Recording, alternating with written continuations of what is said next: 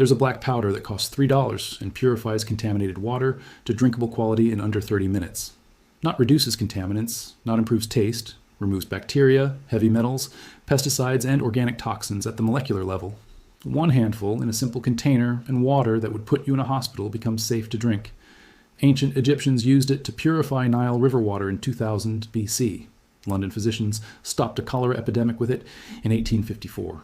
Military engineers relied on it to keep soldiers alive in both world wars. NASA uses it right now on the International Space Station to recycle wastewater into drinking water. It removes up to 99.9% of waterborne bacteria, filters out chlorine, eliminates volatile organic compounds, and adsorbs heavy metals like lead and mercury through pure molecular attraction. No electricity, no replacement cartridges, no subscription service, no proprietary technology. $3 worth of hardwood charcoal prepared in a backyard fire pit. Then, someone in a corporate boardroom did the math. The global water filter industry generates over $60 billion a year. Replacement filter cartridges represent a $30 billion recurring revenue stream within that market. Consumers replace filters every 3 to 6 months, purchasing new cartridges at $20 to $80 each, forever. A $3 solution that any person can make from firewood and recharge indefinitely is not a product innovation to celebrate. It's an existential threat to the entire business model. They didn't stop using it because it failed. They stopped talking about it because it worked too well. This is the story of activated charcoal water filtration, the purification method that civilizations trusted for 4,000 years, and the water industry buried beneath patents and plastic cartridges. Welcome to Forbidden Camping. If this knowledge matters to you, the subscribe button and the bell are the best way to make sure it survives. Here we open the vaults the industry locked shut. Now, let me take you back to where this all begins. The year is approximately 1500 BC, and an Egyptian physician is preparing medical supplies in a temple workshop along the Nile River. The water from the river is brown with sediment, contaminated with organic waste, and unsafe to drink without treatment. The physician takes chunks of burned acacia wood from yesterday's cooking fire, crushes them into a coarse black powder, and pours it into a ceramic vessel filled with river water. He stirs the mixture and lets it settle. Within an hour, the black powder has sunk to the bottom, carrying the sediment with it. The water above is clear. He strains it through linen cloth and stores it in sealed jars. The physician doesn't understand the molecular chemistry, but he understands the result: water that doesn't cause illness. This process is documented in the Ebers Papyrus, one of the oldest preserved medical texts in human history, dated to approximately 1550 BC. The papyrus describes using charcoal powder for purification of water and treatment of wounds that smell. That's a 3,500-year-old medical manual describing the exact same chemistry you're about to learn today. And Egypt was not alone. By 400 BC, Sanskrit texts from ancient India describe filtering water through charcoal made from specific hardwoods to remove bad taste and evil smell.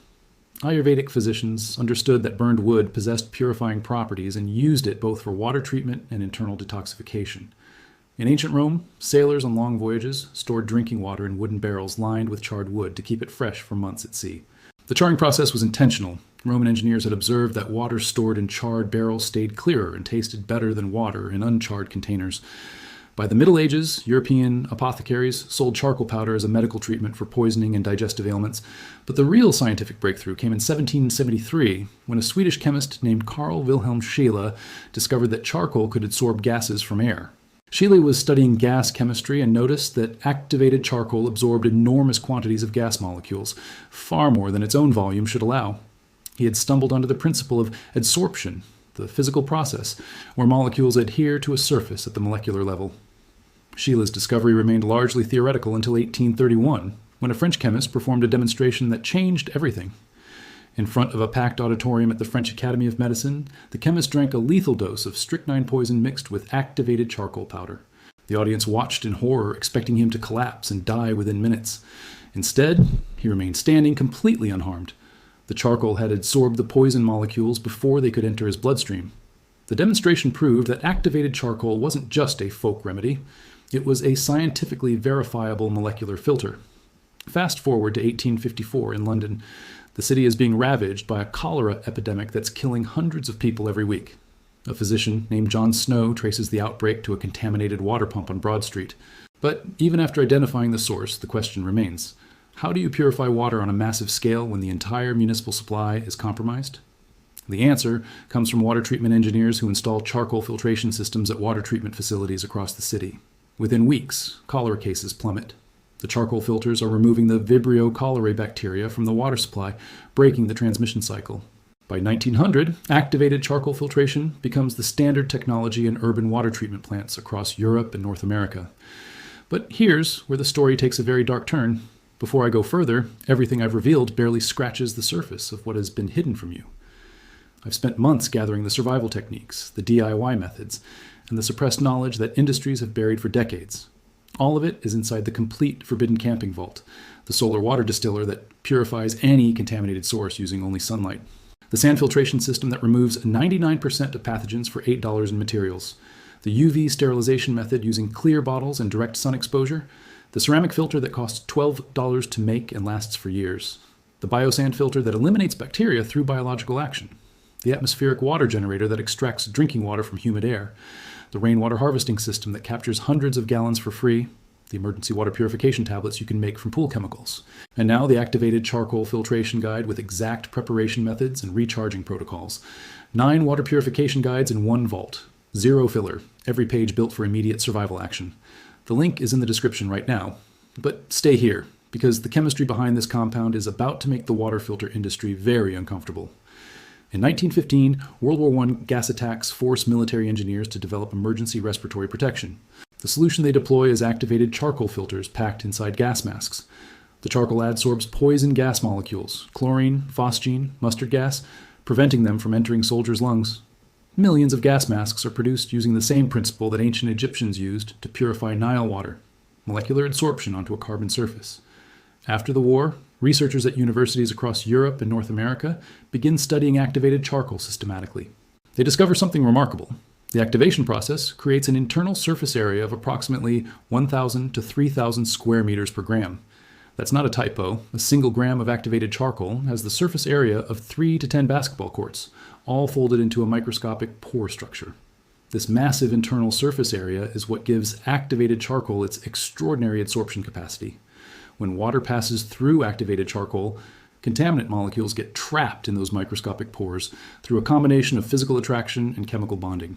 Organic compounds, pesticides, herbicides, petroleum byproducts, industrial solvents bind to the carbon surface. Chlorine molecules adsorb onto the pore walls. Heavy metals like lead, mercury, and cadmium get pulled out of solution and locked into the pore structure. Bacteria and larger microorganisms get physically filtered out as water flows through the fine pore network. A study published by the American Water Works Association in 1978 measured activated charcoal's effectiveness against over 80 common water contaminants. The results showed removal rates exceeding 90% for volatile organic compounds, 85% for chlorine and chloramines, and significant reduction in heavy metal concentrations. A more recent study at Johns Hopkins University in 2009 confirmed that properly prepared, activated charcoal filters remove 99.9% of E. coli bacteria and 97% of Giardia cysts from contaminated water. That's laboratory-verified purification performance that matches or exceeds commercial filter cartridges costing $40 to $80 each. By the 1960s, every municipal water treatment plant in the developed world used activated charcoal filtration as a core component of the purification process. But here's the critical detail that the consumer water filter industry doesn't advertise. The activated charcoal used in municipal treatment plants is chemically identical to what you can make in your backyard. The only difference is scale. The charcoal inside a $300 countertop filter pitcher is the same substance. The charcoal inside a $2,000 whole house filtration system is the same substance. The charcoal NASA uses on the International Space Station to recycle urine into drinking water is, you guessed it, the same substance. They take naturally occurring hardwood, burn it in a controlled oxygen-limited environment, activate it with steam or chemical treatment, package it in proprietary housings, and sell it back to you at a 5,000% markup. The chemistry is ancient, the marketing is modern, and the suppression of DIY knowledge is deliberate. If you've made it this far, you already know more about water purification than 99% of people. Subscribe and share this with someone who deserves to stop paying $50 every 3 months for replacement filter cartridges. Everything the water industry buried is inside the forbidden camping vault. 9 guides, link in the description. Now stay with me, because the suppression strategy is about to become crystal clear. The modern water filter industry operates on a brilliantly simple business model. Sell the housing cheap, charge a premium for the cartridges, and make sure customers replace those cartridges on a strict schedule. Think about every water filter pitcher you've ever owned. The pitcher itself costs $25 to $40, but the replacement filter cartridges cost $15 to $30 each. and need replacing every 40 gallons or 2 months, whichever comes first. A family of 4 consuming 10 gallons of filtered water per week will go through 6 replacement cartridges per year. That's $90 to $180 in recurring annual revenue per household, forever. Multiply that by 40 million American households using pitcher filters, and you see the architecture of dependence. The global water filter market generated $62 billion in 2022. Replacement cartridges and filters represent approximately $30 billion of that total. Nearly half the industry's revenue comes not from selling filters, but from replacing them. And the replacement schedule is deliberately conservative. Independent testing by consumer advocacy groups has shown that most activated charcoal filters remain effective well beyond their stated lifespan. A filter rated for 40 gallons often performs adequately for 60 to 80 gallons, but manufacturers print expiration warnings on packaging, embed electronic timers in filter housings, and use marketing language that implies immediate health risks if filters aren't replaced on schedule. And the message is clear: trust the schedule, not the chemistry. But here's what they don't tell you. Activated charcoal can be regenerated. When the pores become saturated with adsorbed contaminants, heating the charcoal to high temperatures in a low oxygen environment drives off the trapped molecules, restoring the adsorption capacity. The charcoal doesn't wear out, it just needs to be cleaned. Municipal water treatment plants regenerate their activated charcoal beds every 6 to 18 months using industrial kilns. The same charcoal is reused for years, but consumer filter cartridges are designed as sealed, non-serviceable units. You cannot open them, you cannot regenerate the charcoal, you cannot extend their life, you can only throw them away and buy new ones. That design choice is not technical, it's economic. A regenerable filter cartridge would destroy the replacement revenue model. Now, here's what you actually came for: how to make your own activated charcoal water filter. This is the part they don't teach, so pay attention. Start with hardwood. Maple, oak, hickory, birch, or any dense hardwood works. Avoid softwoods like pine. They contain resins that interfere with the activation process. Cut the wood into pieces approximately 1 to 2 inches in diameter and 4 to 6 inches long. Build a fire in a metal drum, fire pit, or outdoor burner with a lid. The key is creating a low oxygen environment. Place your hardwood pieces in the fire and partially cover the container, restricting airflow. Let the wood burn slowly, producing large amounts of smoke. This is the carbonization phase. You're driving off moisture, volatile compounds, and organic matter, leaving behind pure carbon structure. After 3 to 5 hours, when the wood has turned completely black and brittle, remove it from the fire and let it cool. You now have charcoal, but it's not activated yet. To activate it, you need to create the microscopic pore structure. The traditional method: heat the charcoal to high temperature in a low oxygen environment while exposing it to steam. The steam reacts with the carbon, creating millions of tiny pores and dramatically increasing surface area. The DIY method: crush your charcoal into small pieces, roughly the size of rice grains. Place the crushed charcoal in a metal pot and cover it with a solution of 25% calcium chloride or lemon juice. The citric acid works similarly. Let it soak for 24 hours. Drain the liquid, rinse the charcoal thoroughly with clean water, and dry it completely. Then heat the charcoal again in your fire pit or oven at the highest temperature for 3 hours. This chemical thermal treatment activates the carbon, creating the pore structure you need. Once cooled, you have activated charcoal. Now build the filter. Take a 5-gallon plastic bucket and drill a small hole near the bottom. Insert a plastic spigot or valve, available at any hardware store for $3. Layer the filtration media from bottom to top. 2 inches of gravel, washed clean. 4 inches of sand, washed clean. 6 inches of your activated charcoal, 2 inches more sand, 2 inches more gravel. The gravel provides structural support. The sand removes larger particles and sediment. The activated charcoal performs the molecular filtration, removing chemicals, toxins, and bacteria. Pour contaminated water into the top of the bucket. It percolates down through the layers and collects at the bottom, purified. Open the spigot and collect clean drinking water. Flow rate will be slow, approximately 1 gallon per hour, because water is passing through fine pore structures. That's normal. Slow filtration is effective filtration. A wilderness survival instructor in Colorado built this exact system in 2019 and tested it with water from a beaver pond, water loaded with bacteria, organic matter, and sediment. He sent samples to a commercial lab for analysis.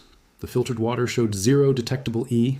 coli, 0 giardia, 0 cryptosporidium, and heavy metal levels below EPA drinking water standards. Total material cost, $850.